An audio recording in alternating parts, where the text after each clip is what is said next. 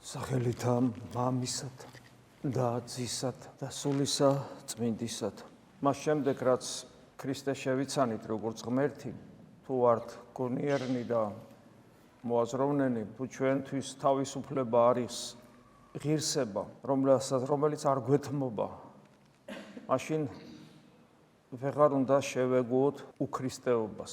უქრისტეობა მუდმივი თანმდევია დაცემული ადამიანისათვის. არაფერი არ შველის ადამიანს გარეგნული, ამაზე ხშირად ვსაუბრობთ. რატომ ხდება, რომ ერთი ადამიანი შეიმეცნებს ქრისტეს და მეორე ვერა? რაზეა ეს დამოკიდებული? ეს ბოლომდე გახსნილი ჩვენთვის არ არის, ეს საიდუმლოებაა.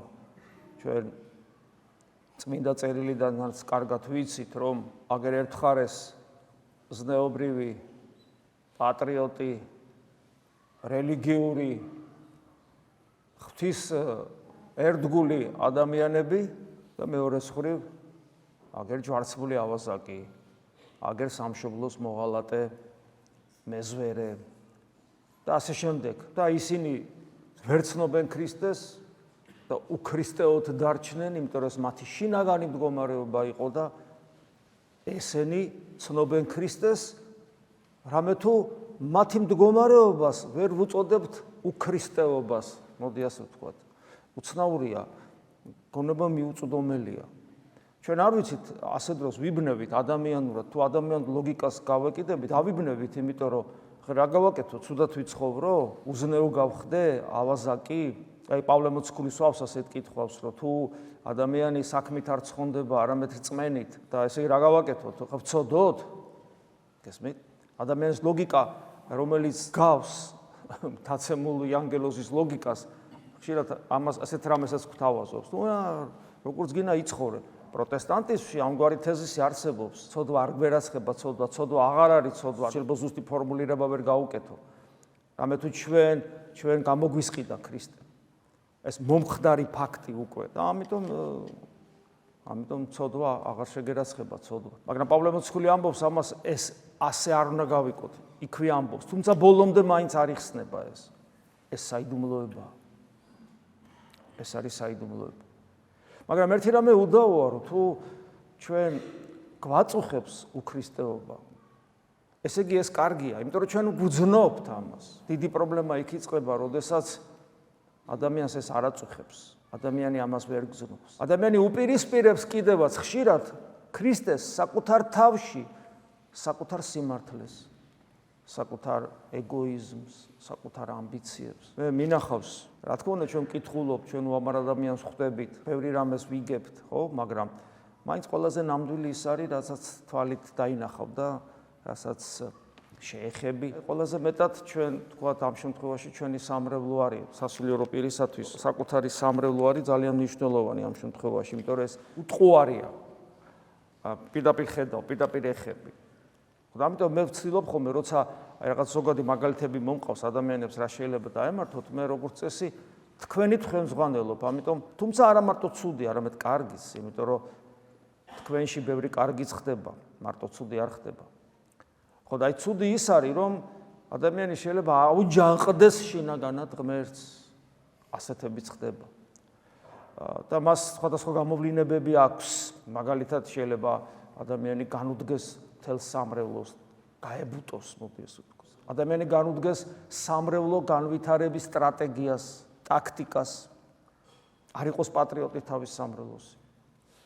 და საბოლოო ჯამში ადამიანი განუდგეს თავად ღმერთს, როგორც წესი ეს დინამიკა თუ არ შეჩერდა, ასე ვითარდება.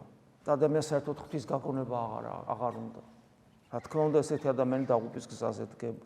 მიზეზი რა არის ამისი? მიზეზი ის, რომ რაღაც მოხდა ადამიანის ცხოვრებაში ისეთი და უქრისტეობა ვეღარ იგრძნო. უქრისტეობის გამო დისკომფორტი ვეღარ განიცადა. ჯოჯოხეთი ვერ დაინახა.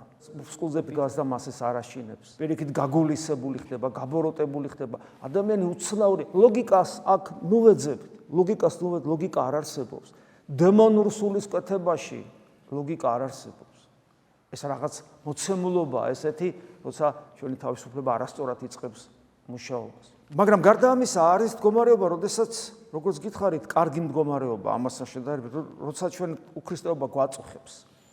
იმიტომ რომ გამოგვიცდია, რას ნიშნავს, როცა ჩვენ გულს უფალი ეხება. და დამერწმუნდეთ, რომ თუ ადამიანი თანმიმდევრული იქნება ამ საკითხში და იფიქრებს ამ მიმართულებით და ჩვენ უნდა ვიფიქროთ სულიერი ცხოვრების ყველა მიმართულებით, სულიერ ცხოვრებაში ყველა მიმართულებით უნდა ვიფიქროთ. არაფერი არ უნდა ვაკეთოთ სტიქიურად, გაუაზრებლად, მხოლოდ ინტუიციაზე მინდობილნი, უნდა ვაზროვნებდეთ, ვფიქრობდეთ, ვადარებდეთ აუცილებლად. ცნობიერად უნდა ვაკეთებდეთ ყველაფერს. ხო და როცა ადამიანი ცნობიერად ფიქრობს აი ამ საკითხზე, რასაც ქრისტესთან ყოფობა ქვია, ის აუცილებლად დააფიქსირებს და გამყარდება იმ მდგომარეობაში, რომ მას ეს დეფიციტი მუდამ აქვს და მას ეს დეფიციტი აქვს და აწუხებს. და ის გრძნობს, რომ კარგად არის მაშინ, როდესაც ღმერთს განიცდის და ცუდად არის მაშინ, როცა ღმერთს ვერ განიცდის. მერე ეს გამოცდილება უგროვდება და საბოლოო ჯამში ხდება, რომ ღმერთის გარეშე ეს ბედნიერი ვერასოდეს იქნება. ვერაფერი ჩაანაცვლებს ღმერთისგან მომიჭებულ სისავსეს, რასაც ის ხანდახან განიცდის, ან გამოცდილება აქვს, რომ განუცდია. მერე როგორც იქნება საბოლოო ჯამში ხდება ადამიანი, რომ ეს მისი გასაკეთებელია. მან აქეთკენ უნდა ისწრაფოს, დრო ცოტა აქვს და იწყებს ამაზე მუშაობას. მერე აქედან იწყება სწორედ ადამიანის ცხოვრებაში, რომ შემოდის უკვე სიღრმისეულად წვდომა წმინდა წერილისა, წმინდა მამების მოუკლებელი კითხვა, ინტენსიური ევქარისტიული ცხოვრების წესი, გონებისმიერი ლოცვა, ანუ ისიქასტური პრაქტიკა, მიუხედავად იმისა, რომ ერის ადამიანები ვართ, მუდმივი კონტროლი საკუთარი თავისა სიფხიზლზე მღვიძარება, გესმით, ეს იწყება ადამიანში, ამგვარად იწყებს ადამიანის ცხოვრებას. სულ მუდამ შიში, რომ უფალს გული არ ატკინოს, სულ მუდამ ცდელობა იმისა, რომ ყველა მდგომარეობაში ცხოვრებისეულ ყოველ წამს, რომ მოყვასთან ურთიერთობა იქნება თუ ღმერთთან ურთიერთობა თუ საერთოდ მარტო არ და ფიქრობს თავისთვის, რომ ქრისტეს უერთგულოს, არა გესმის, სულ მუდამ აი ამგვარ მდგომარეობაში ადამიანი. და აი სწორედ როცა ადამიანი ამგვარ ინტენსიურ სულიერ ცხოვრებაში გადადის, მე ხდება, რომ არაფერიც არ გამოსდის. მე ხდება ამას. მე აფიქსირებს ამას, რომ არაფერი არ გამოსდის. როგორც კი ამას დააფიქსირებს, აი მე იწყება ის, რასაც ქვია, რაც თავიდან გითხარით, თუ ადამიანი იტანჯება იმით, რომ ღმერთთან უნდა და ღმერთთან არ არის. ეხლა მე რასაც გეუბნებით, მე იმედი მაქვს, რომ თქვენ ამას იგებთ. ხოლო ვინც ამას ვერ იგებს, ესე იგი მან მეტად სიღრმისეულად უნდა დაიწყოს ამ თემებზე ფიქრი. იმიტომ რომ გარდაცვალების შემდგომ ამის დრო ჩვენ აღარ გვექნება. გარდაცვალების შემდგომ ჩვენ ნაყოფებს მოვიმკით. ეს ყველაფერი აქ არის და ახლა არის გასაკეთებელი. და ერთ-ერთი ხელის შემშლელი, რომ ჩვენ უფალთან ვიყოთ. და რა თქმა უნდა, აქედან გამომდინარე, ერთ-ერთი უმნიშვნელოვანესი ხელის შემწყობი, რომ ჩვენ ღმერთთან ვიყოთ და უქრისტეობის მტანჯველი განცდა ნელ-ნელა დაიკლოს და მეტად ჩვენი გული გახდეს გამცდელი ღმერთისა. ერთ-ერთი ხელის შემწყობი, უმნიშვნელოვანესი არის მოყვასთან ურთიერთობა.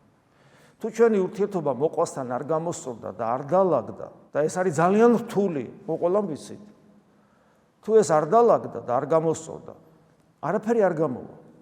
და ამიტომაც არის, რომ აი სამრელო ცხოვრება, ზოგადად ოჯახი და სამრელო ცხოვრება, ეს ორი ყველაზე მნიშვნელოვანი და მე უკვე ამის მერე, თუ ადამიანი ოჯახში ცდილობს ამის კეთებას, რომ სიყვარული ისწავლოს მოყვასის და სამრევლოში სწავლობს იმას, რომ მოყვასის სიყვარული ისწავლოს, მხოლოდ მერეა სანდო ესეთი ადამიანი, თუ ხედავთ, რომ ადამიანი იღწვის, თქვათ, ზოგადად გარეშე მეგობრებისთვის, თანამშრომლებისთვის, სამშობლოსთვის. თორე თუ ადამიანს ოჯახის სიყვარული არ ესმის, მორწმუნე სამრელო სიყვარული არ ესმის, ახლო ადამიანების სამშობლო ესეთი მაღალი კატეგორია, რომ თუ ამის გამოტოვების გარეშე შენ ფიქრობ, რომ სამშობლო გიყვარს, უბრალოდ მატყუ არ ახარ. და თუ საკუთარ თავსაც აწყვილებ, ხილში ხარ და ასე შემდეგ. და ეს მოყვასთან ურთიერთობა არის ძალიან მნიშვნელოვანი და ამიტომაც მე მინდა რომ დღევანდელი ამ მონარიდები წმინდა წერილი და რაც წავიკითხეთ, სწორედ აი ამ კუთხით დაინახოთ. ეს ლუკას სახარება არის და კორინთელთა მეორე ეპისტოლე. ეს ამბობს უფალი ლუკას სახარებაში. ვითარცა იგი, ეხლა ეს სიტყვები თქვენთვის ნაცნობია, იმედი მაქვს, ხო, გასაგებია, მაგრამ ხო იცით, რომ წმინდა წერილი მუდამ აცოცხლებს ჩვენში იმას, რაც უნდა იყოს ჩვენში. და ამიტომ მნიშვნელოვანია მისი მუდმივად კითხვა და მასში ჩაღმავება. ვითარცა იგი თქვენ გნებავს, რათა გიყონ კაცთა თქვენცა ეგრეთვე მსგავსად უყოფთით მათ. ეს არის სოციალური ცხოვრების მოწყობის უნივერსალური წესი. რაც ქრისტიანობამ შემოიტანა, ეს ახალ ქრისტიანობამდე ესეთი რამე არ არსებობდა. ქრისტიანობამდე იყო, რაც თქვენ არ გინდა დაგიშაონ ან გაგიკეთონ, სხვას ნუ გაუკეთებთ. აი შენ რას არ გინდა გაგიკეთონ, სხვას ნუ გაუკეთო. არ მინდა მატკინონ, მეც ამიტომ არ უნდა ვატკინო. არ მინდა მაწყენინონ, ამიტომ მეც არ უნდა ვაწყენინო. მაგრამ აქ სხვანაირად არის. რაც შენ გინდა რომ გაგიკეთონ, ის გაუკეთე. აქ უკვე აქტიურ ფაზაშია გადასული. არ მაწყენინონ კი არა, მინდა რომ დამეხმარონ, ამიტომ შენც დაეხმარე.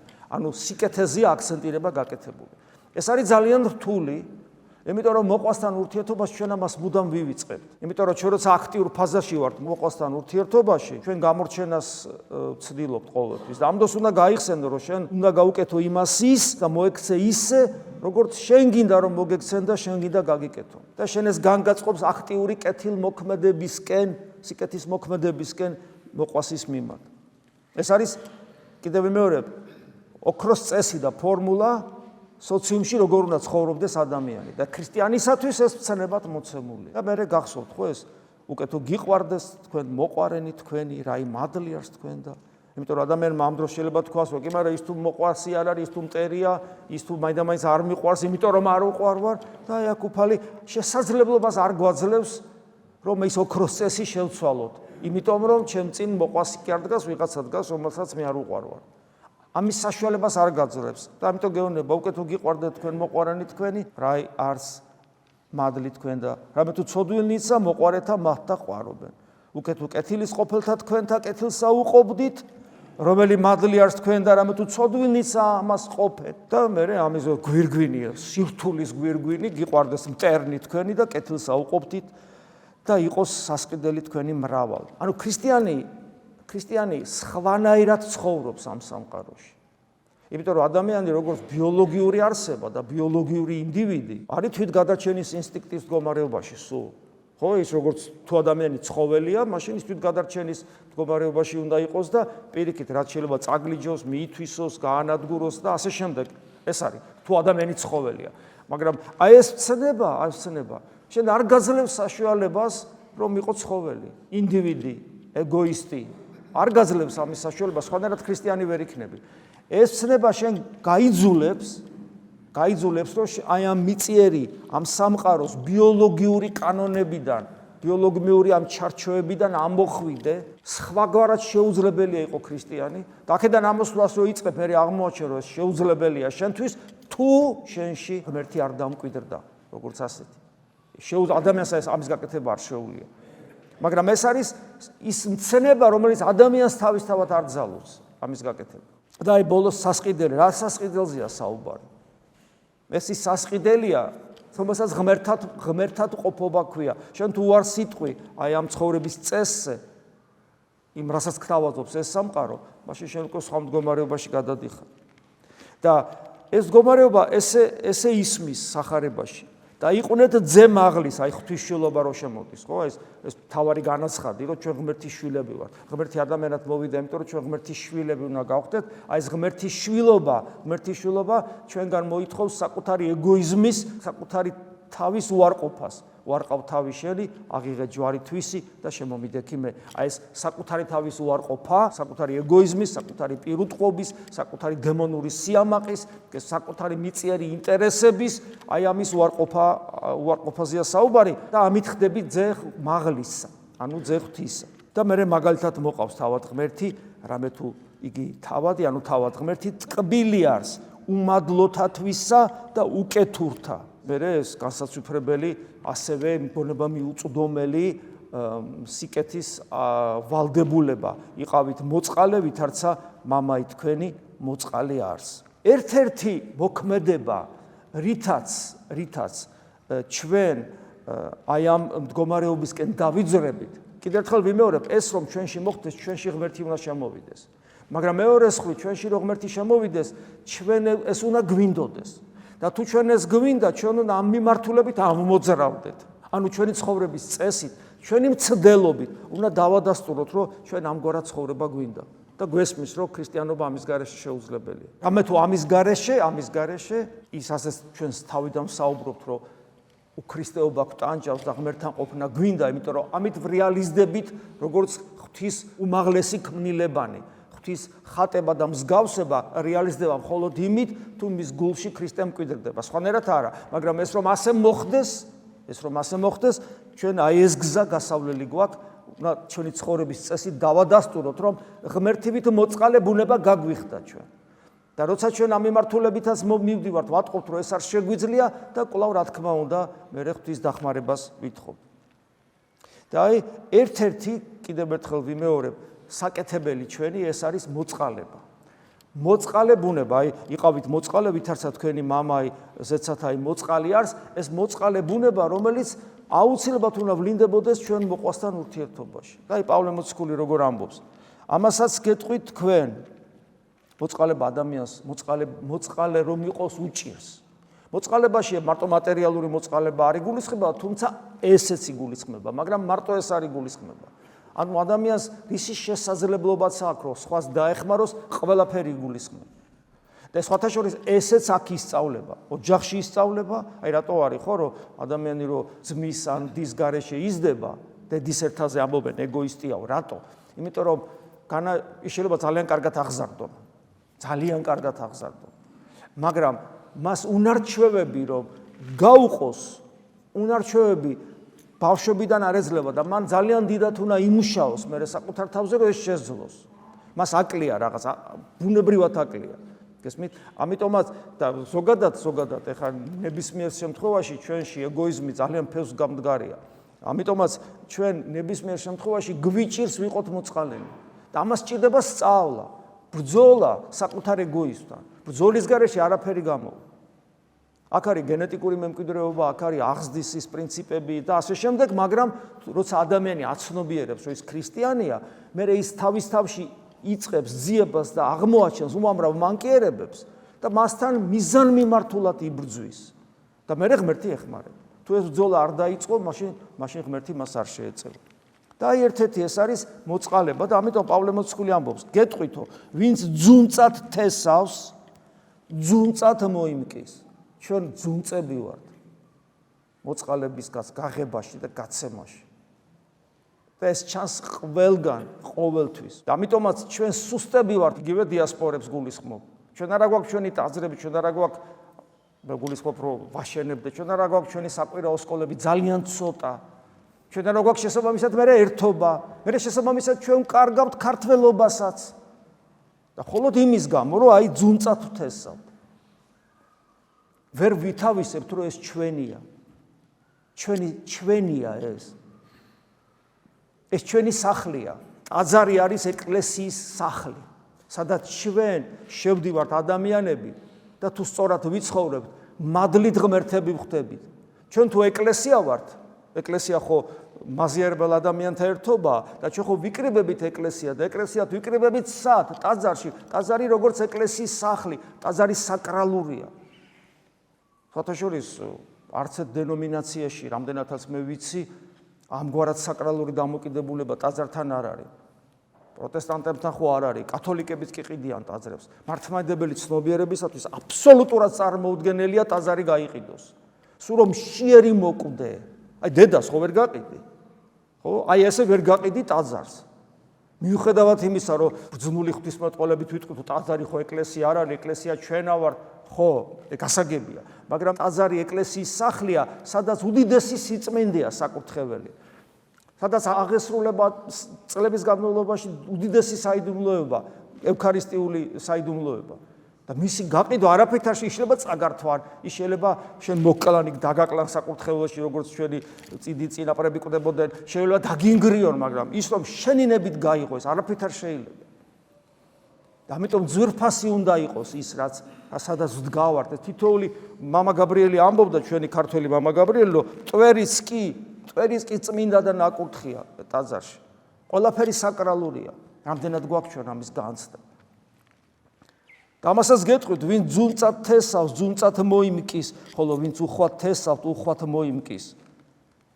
და მაგრამ ვისაც არ აქვს შესაძლებლობა ადამიანი იტყვის და აი ამბობს, ყველამ გაიღოს გულის კარნახით და არა მწუხარებით, თუ ძალდატანებით, ვინაიდან ღმერთს უყვარს ის, ვინც სიხარულით გასცემს.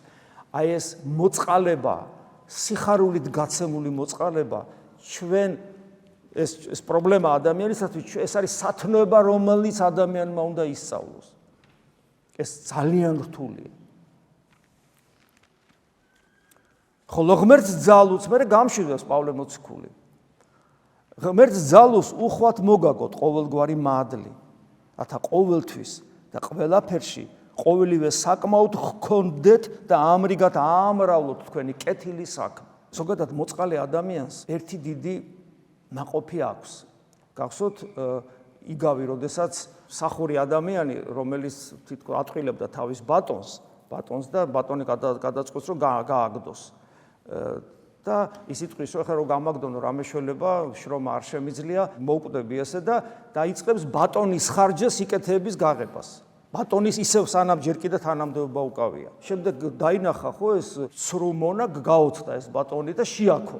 რატო? იმიტომ გონივრულად მოიქცა. ეს გონივრულობა რაში მდგომარეობდა და იქვე მე უფალი ამბობს ისე სიტყვა, სადაც მიგვანიშნებს, რომ ეს იგი აქ იმაზე კი არ არის, რომ ვიღაცა თავისი ბატონის სახელით სიკეთეს აკეთებს და კიდევ ძარცვავს ახლა იმას. ეს არის იგავური სახე, რომელიც მარადულ სიცოცხლეს უკავშირდება. და ჩვენი მეუფე, ხო, ჩვენი ბატონი, ჩვენი მეუფე ღმერთია და ყველაფერი რაც გვაქვს, ჯანმრთელობის ჩათვლით, ფინანსური შესაძლებლობები, ნიჭიერებები, თქვათ, ყველაფერი რაც ადამიანს აქვს ამ ცხოვრებაში, რომ სუნთქავთ, ისიც ყველაფერი არის ღვთისაგან მოცემული ნიჭი და მისია ეს ყველაფერი და ადამიანის სიკეთის კეთებას იწყებს, როცა ადამიანის სიკეთეს აკეთებს, ფაქტიურად ჩვენი მეუფის, ჩვენი მეფის ქონებას გავცემთ.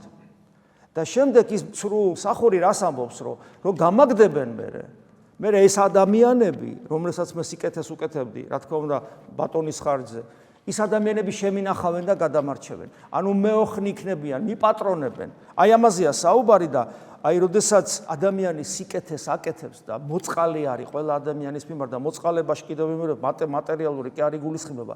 ადამიანს რომ გაუღიმებ, დაუყვავებ, რომ მიუტევებ, მის ადგილას საკუთარ თავს დააყენებ და როგორც შეგინა მოგექცე, ისე მოექცევი, ეს ყველაფერი არის მოწყალების სახეები. და როცა ასე და ამგვარად იქცევი, ხო, შენ ბადებ მადლიერებას ადამიანების გულში ღვთის მიმართ. მადლიერებას ბადებ ადამიანების გულში ღვთის მიმართ და რა თქმა უნდა შენს მიმართ და ამიტომ და აგზელებს პავლე მოციქული. თქვენზე მლოცველნი თავიანთ სიყვარულს არ მოგაკლებენ. ღვთის მადლის გამო ესოდენ უხვათ რომ გარდამოსულა თქვენზე.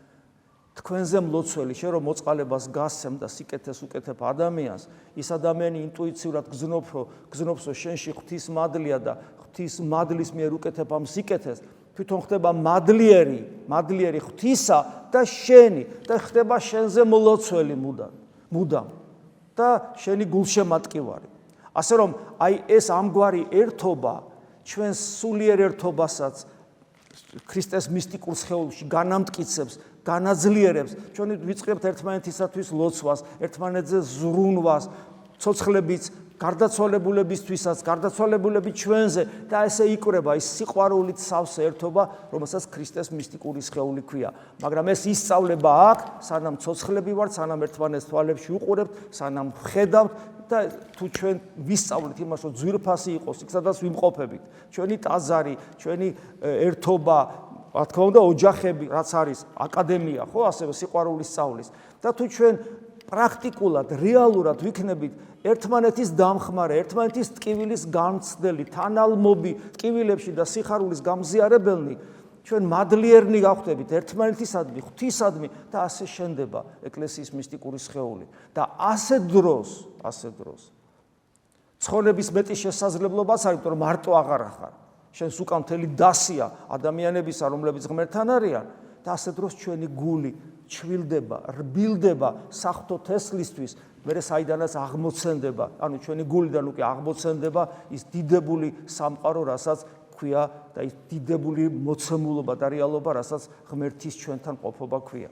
და ის დეფიციტი, რაზეც ჩვენ საუბრობდით თავიდან, უქრისტეობა, რომელიც უნდა გვტანჯავდეს, ნაკლებ და ნაკლებ დაგვტანჯავს, იმიტომ რომ ჩვენი მოწყალე გულის, ანუ ქრისტეს მსგავსი გულის გამო, უფრო მეტად და მეტად იქნება საღვთო მადლი, ანუ ღმერთი ჩვენში. ამინ. მადლი უფლისა ჩვენისა იესო ქრისტეს და სიყვარული ღვთისა და მამისა და ზიარება სულისა წმინდისა იყოს თქვენ ყოველთა თანა. ამინ.